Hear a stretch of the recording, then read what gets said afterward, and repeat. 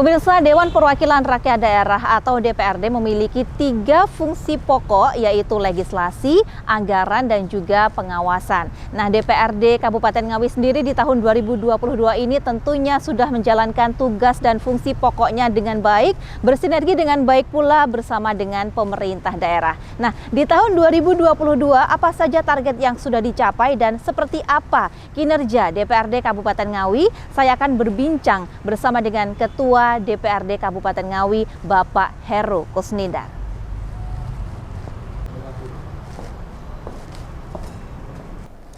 Dan pemirsa, saya sudah bersama dengan Ketua DPRD Ngawi, Bapak Heru Kusnindar. Apa kabar Pak Heru? Baik, alhamdulillah. Sehat Bapak? Sehat, alhamdulillah. Alhamdulillah. Baik, nah Pak, kita akan berbincang seputar kinerja DPRD Kabupaten Ngawi di tahun 2022.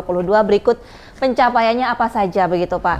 Baik, nah kita mulai dengan kinerja dulu Pak. Nah ini kinerja DPRD Kabupaten Ngawi di tahun 2022 ini seperti apa sih Pak? Oke, terima kasih Mbak Lista. Dan saya menyapa penonton. Ya. Dan selamat untuk para penonton, salam sehat juga untuk Anda semuanya. Terkait dengan kinerja gitu ya, kalau kita bicara tentang kinerja tentunya tidak terlepas dari tugas pokok fungsi kami. Ya, tugas pokok fungsi tentunya bahwa kami punya tugas pokok membuat peraturan daerah. Kemudian kalau kita bicara tentang fungsi, maka itu juga tidak terlepas dari apa sih 3 fungsi di DPRD itu. Ada yang namanya legislasi, ada yang namanya anggaran, ada yang namanya pengawasan.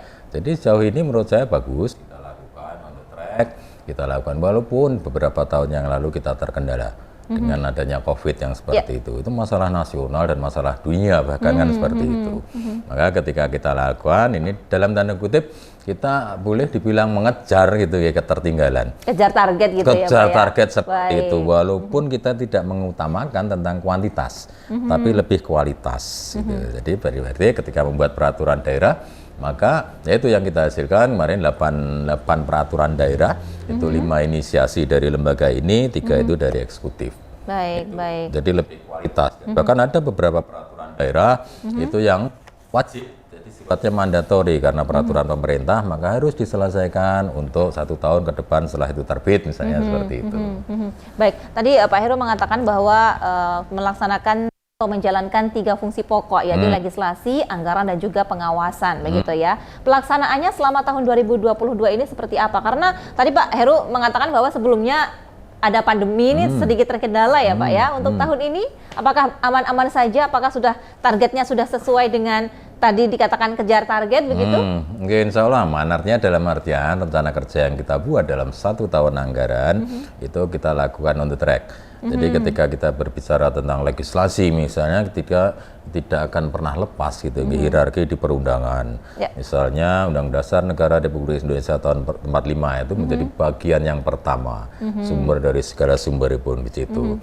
Kemudian ada yang namanya undang-undang atau peraturan pemerintah pengganti undang-undang. Kemudian ada peraturan pemerintah, peraturan presiden, sampai dengan yang paling bawah peraturan daerah, baik itu provinsi maupun kabupaten. Jadi kemudian kita sebenarnya kita menyadari bahwa dengan banyaknya OPD di masing-masing kabupaten kota, kemudian bisa atau kelurahan yang harus kita lakukan sebuah fungsi dari DPRD ini, tentunya kami membuat sebuah alat kelengkapan. Jadi kita breakdown ke dalam komisi-komisi. Di Kabupaten Ngawi ada 4 komisi.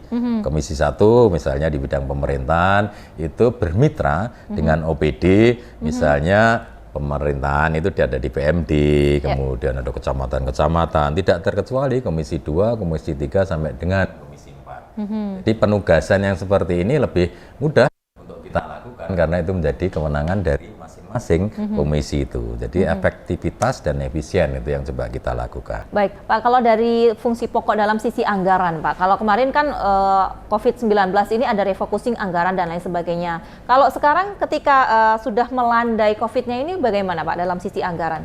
Ya, hampir boleh dibilang kita lebih ke kepastian ya, kembali lagi seperti awal. Tapi paling tidak memang ada sebuah pekerjaan itu yang menjadi bagian yang harus kita kejar tentang anggaran. Prinsip sebuah anggaran yang ada di pemerintah kabupaten, kota maupun dimanapun di Republik ini harus berpihak kepada rakyat. Nah itu yang menjadi bagian yang menurut kita itu penting untuk kita lakukan. Tentunya ada beberapa juga peraturan pemerintah yang mengharuskan misalnya gitu.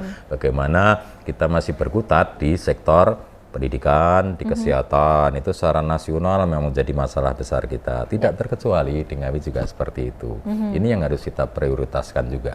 Baik, bicara mengenai pendidikan Pak, nah baru-baru ini begitu ya, di Kabupaten Ngawi ini ditemukan banyak sekali sekolah dasar yang kondisinya rusak Pak. Nah ini bagaimana DPRD Kabupaten Ngawi menanggapi hal seperti itu?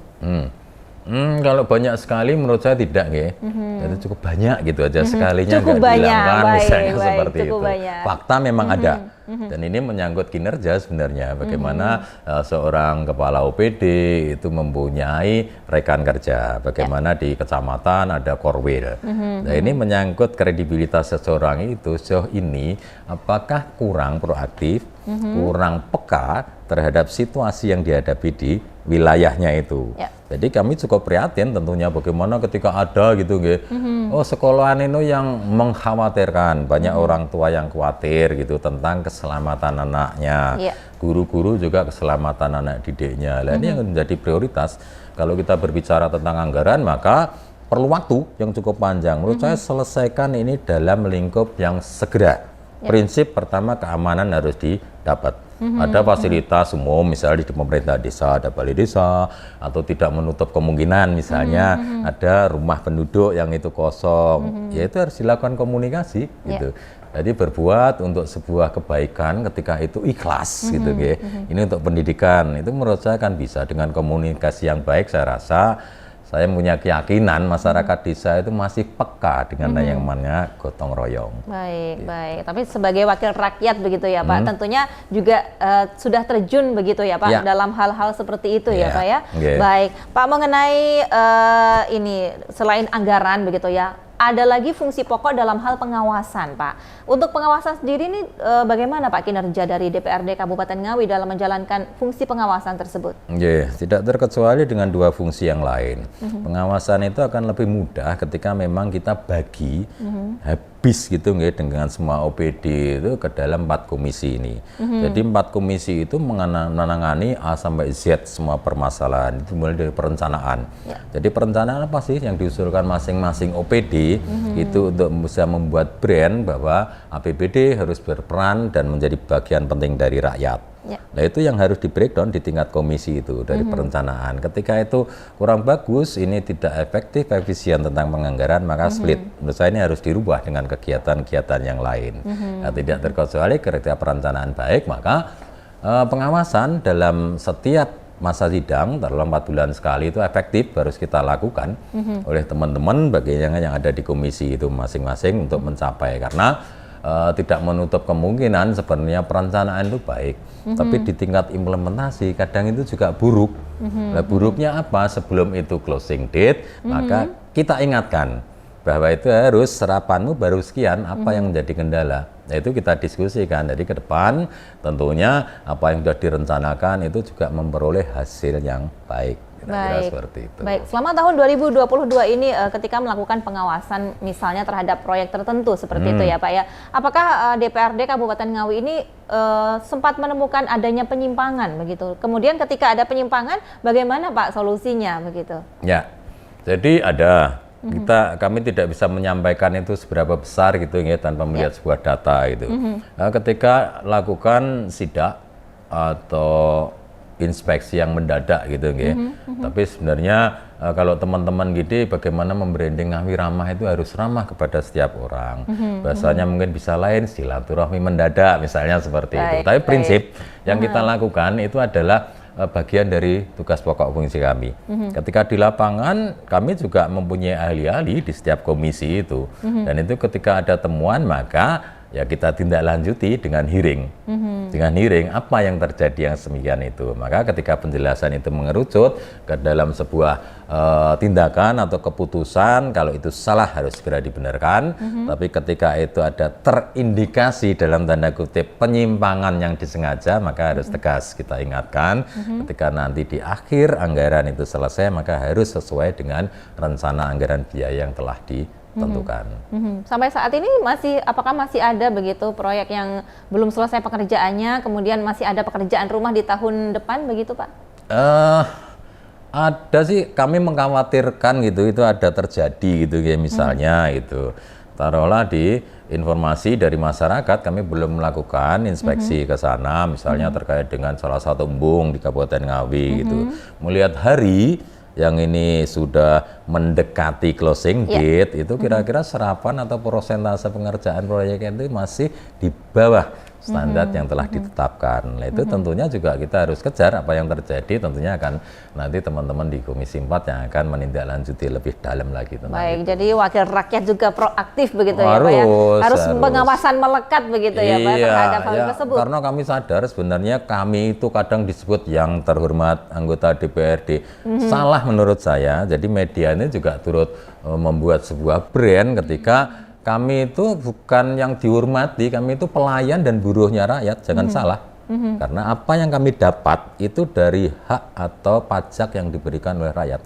Salah satu hal terkecil yang sangat bisa diterima oleh masyarakat. Jadi kembali lagi untuk menggaji kami itu dari uangnya rakyat. Maka harus dirubah mindset seperti ini. Baik. Anda itu buruh saya loh gitu. Atau lebih kasarnya Anda itu babu saya misalnya seperti itu. Baik, bisa saja nih Pak Heru nih baik. Karena memang namanya juga wakil rakyat begitu ya. Wakilnya rakyat gitu ya Pak ya. Karena semua kepentingan juga akan diberikan kepada rakyat itu sendiri. Baik. Nah Pak, ini DPRD Kabupaten Ngawi ini ada sinergi yang baik dengan pemerintah daerah tentunya ya Pak ya, dengan menjalankan 3 fungsi pokok tersebut. Nah, menurut Pak Heru sendiri seperti apa kinerja pemerintah daerah di tahun 2022 ini, khususnya pemerintah daerah Kabupaten Ngawi Pak? Ya, jadi saya coba mengibaratkan gitu, ini sebuah kejuaraan gitu. Saya harus tarik ke belakang bahwa Ngawi itu 9 kali berturut-turut memperoleh opini wajar tanpa pengecualian. Ibarat ini sebuah kejuaraan, ya pasti itu akan dipertahankan gitu. Pasti akan dipertahankan. Dan saya lihat sampai saat ini termasuk rekan-rekan ketika melakukan tupoksinya di lapangan itu sempurna pasti tidak. Tapi ada sebuah kenyamanan ketika lah Anda lakukan dalam tingkat pengelolaan keuangan itu tidak salah ketika memperoleh opini wajar tanpa pengecualian. Tapi ketika ada pertanyaan, apakah itu sempurna, kemudian tidak ada korupsi di situ, Pak? Bukan, kita tidak berbicara di situ. Tata pengelolaan keuangan yang bagus. Kemudian apakah ketika itu WTP, berarti pengelolaan keuangan yang bagus, itu juga ada sebuah indikasi. Harusnya, menurut saya ini berbanding lurus dengan kesejahteraan rakyatnya. Yang ini yang harus menjadi PR besar kita sebenarnya. Gitu. Jadi opini WTP ini jangan terus melenakan begitu ya Pak ya. Sepakat seperti itu. Selain mempertahankan juga harusnya lebih baik lagi ke depannya. Baik. Nah Pak, selain opini WTP begitu ya Pak, pemerintah daerah Kabupaten Ngawi ini kinerjanya sinergi dengan DPRD Kabupaten Ngawi ini dalam hal seperti apa sih Pak? Sebenarnya bagus kalau kita lakukan. Sebenarnya kalau kita jujur berbicara tentang sebuah sinergitas, maka ketika pasangan Onian Wararsono dan Dwi Rianto Jatmiko ini selaku Bupati dan Wakil Bupati, visi misi beliau itu cukup menarik ketika beliau itu calon tunggal diusung oleh 9 partai yang ada di Kabupaten Ngawi, maka menang bersama. Itu menjadi bagian atau moto yang harus kita pegang teguh. Dan apa yang harus seperti ini, bukan terlena lagi ketika udah kita teman, lu silahkan lakukan seperti ini, kita juga tahu enggak seperti itu. Kritisi terkait dengan tupoksi kami itu juga menjadi bagian yang penting. Tapi sinergitas memang menjadi bagian yang harus kita jaga dengan baik, karena tidak bisa bahwa lembaga DPRD ini adalah unsur penyelenggara pemerintahan daerah. Itu yang baku pekerjaan kami. Ada catatan-catatan tersendiri tidak Pak terhadap kinerja dari pemerintah daerah di tahun 2022 ini? Tentu ada dong, pasti ada. Nggak bisa ketika WTP 9 kali itu pasti nggak ada. Salah satunya, ini yang menurut saya menjadi prioritas itu. WTP tidak terkecuali harusnya berbanding lurus. Bagaimana dengan, menurut saya Bu harus saya sampaikan bahwa kita itu 6 besar di provinsi kita ini, di Jawa Timur ini di level 6 tentang angka kemiskinan. Oh, baik. Jadi kemiskinan kita itu di level atau di urutan 6, 15% kalau lebih di Jawa Timur. Itu cukup memprihatinkan, kita tata kelola keuangannya bagus. Maka loh, kok tidak berbanding lurus dengan itu. Kita juga harus sadar bahwa Ngawi memang sampai saat ini belum menjadi kabupaten yang kaya seperti itu kira-kira. Tapi kami akan terus berbuat. Kira-kira seperti itu, Mas. Catatan yang lain, selain dalam hal kemiskinan tersebut, apalagi Pak mungkin? Seharusnya salah satu hal yang harus kita kejar bagaimana membranding Kabupaten Ngawi ini dengan kenaikan pendapatan asli daerah. Dan jangan salah, masyarakat Ngawi itu sebenarnya punya Batu. Nah, Kota Batu itu di 4 kecamatan Ngawi. Jadi ada, kami biasa menyebut Kene Bejo gitu, Kendal, Sine, Ngerambe, Jogorogo. Itu daerah ketinggian kita di kaki Gunung Lawu. Nah, itu menjadi sektor wisata, itu potensial. Di samping sektor pertanian ini harus kita kejar. Bagaimana pendataan asli daerah ini akan terus meningkat. Di samping ada hal lain, misalnya kita punya edukasi, ada Benteng Pandenbos, kemudian ada heritage ya, salah satu yang saya menunjukkan edukasinya itu di Trinil misalnya seperti itu. Baik, tentang pariwisata nanti kita akan membahasnya lebih jauh Pak. Kita harus jeda dulu Pak. Baik, pemirsa tetaplah bersama kami dalam dialog khusus, kami masih akan segera kembali.